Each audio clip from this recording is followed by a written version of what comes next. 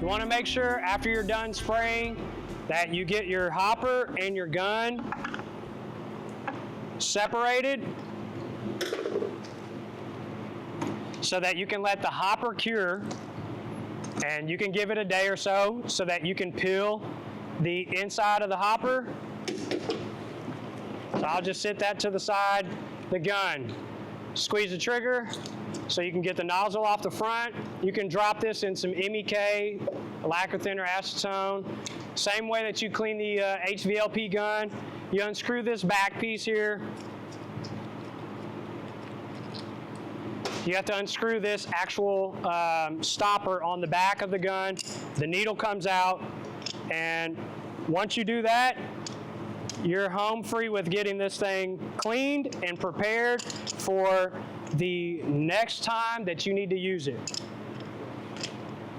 Also, the open orifice that's on the top and the front, you need the cut brush, the cleaning brush, so that you can make sure that it's clean and clear in the process of prepping it again for the next spray. So you take all that apart. It's got a spring in the back. Get the needle out. You can drop that in the solvent along with the nozzle.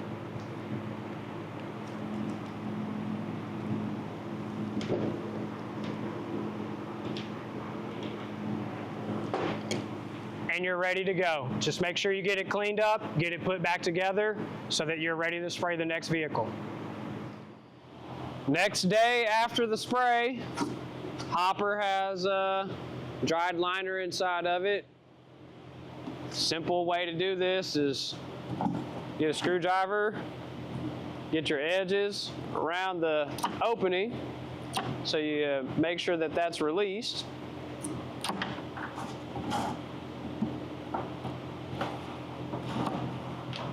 Got that there. Now we just peel it out from the inside, take it out as one unit.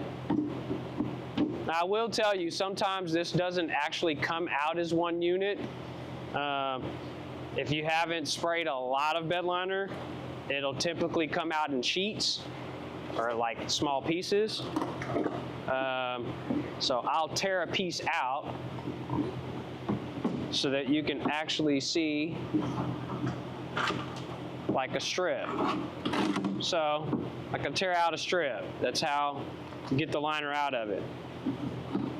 One thing that you want to make sure that you ensure is that you spray a mold release inside of your hopper. It doesn't specifically have to be mold release. You can use a non-stick cooking spray. You can also use anything that is like a WD-40, but you want to make sure that it's dry inside of the hopper before you actually pour bed liner in it to start spraying. See, like I'm just pulling it out in pieces because this hopper is pretty big, and because this is the 2-gallon hopper, it doesn't have a small cavity in it for the liner to be very dense around the walls. So because I use a big hopper, it doesn't have a lot of density around it. What I've got now is it's stuck inside of the hand holes here. But what you want to do is make sure your hopper's clean and clear. Obviously there's a little bit left inside of here. I'll just take a razor blade and cut that out. Makes it really simple.